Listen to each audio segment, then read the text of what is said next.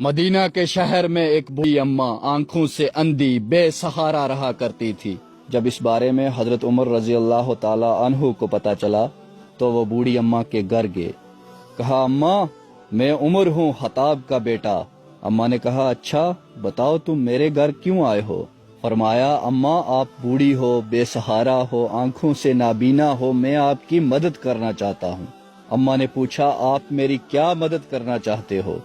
فرمایا، میں روزانہ آپ کے گھر آیا کروں گا، برتن دھو دیا کروں گا، جھاڑو لگا دیا کروں گا، پانی لا کے دے دیا کروں گا۔ اس بوڑھی اماں نے مسکرا کے جواب دیا، نہیں تم رہنے دو۔ حضرت عمر کہنے لگے، کیوں اماں، مجھے موقع دو، میں آپ کی مدد کرنا چاہتا ہوں۔ بوڑھی اماں نے جواب دیا کہ پچھلے 3 سال سے ایک آدمی روزانہ یہاں آتا ہے اور یہ سارے کام کر کے چلا جاتا ہے۔ حضرت عمر کہنے لگے، آج کے بعد یہ سارے کام میں کروں گا، آپ اس آدمی کو آنے سے منع کر دو۔ تو اماں نے انکار کر دیا، کہا نہیں وہ بہتر ہے۔ حضرت عمر رضی اللہ تعالی عنہ پریشان ہو گئے اور کہا، وہ کیسے بہتر ہے؟ کیا فرق ہے اس میں اور مجھ میں؟ تو اماں نے کہا، بہت فرق ہے۔ تم آتے ہی کہتے ہو میں عمر خطاب کا بیٹا، اور وہ پچھلے 3 سال سے یہاں آتا ہے، میرے ہزاروں کام کر کے چلا جاتا ہے اور اپنا نام تک نہیں بتایا اس نے۔ حضرت عمر رضی اللہ تعالی عنہ پریشان ہو گئے اور سوچنے لگے، آخر کون ہے وہ آدمی؟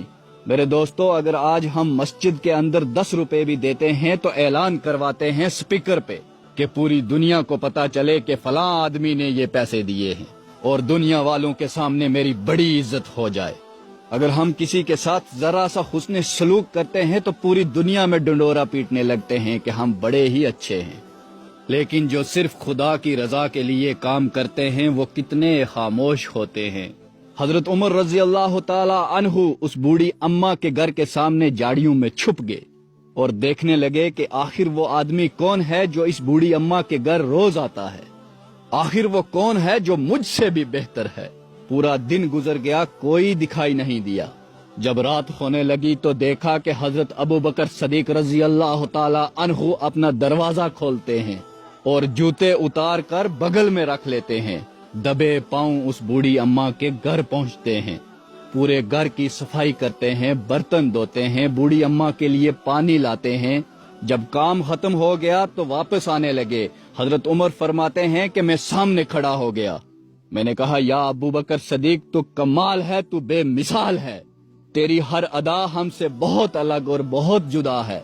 حضرت عمر کہتے ہیں کہ میں نے حضرت ابو بکر صدیق رضی اللہ تعالی عنہ سے پوچھا، یار مجھے تیری ہر بات سمجھ آ گئی لیکن ایک بات سمجھ نہیں آئی، تم نے جوتے کیوں اتارے؟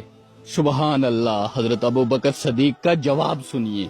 کہا، عمر یہ کام میں اللہ کی رضا کے لیے کرتا ہوں اور میں نہیں چاہتا کہ میرے اور اللہ کے درمیان کسی اور کو اس بارے میں پتا چلے۔ میں نہیں چاہتا کہ میرے جوتوں کی آواز سے کوئی جاگ جائے اور مجھے دیکھ لے۔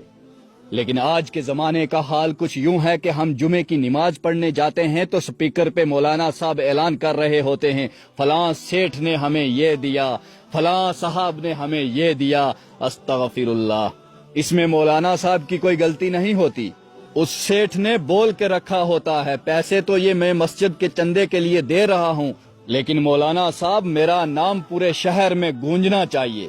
میرے دوستو، اگر اللہ کی رضا کے لیے کچھ کرنا ہے تو اس طرح کرو کہ تمہارے اور اللہ کے بیچ کسی کو بھی پتہ نہ چلے۔ عزت دینے والا صرف اور صرف میرا خدا ہے، یہ دنیا والے لوگ نہیں جن کے سامنے ہم دکھاوا کر رہے ہوتے ہیں۔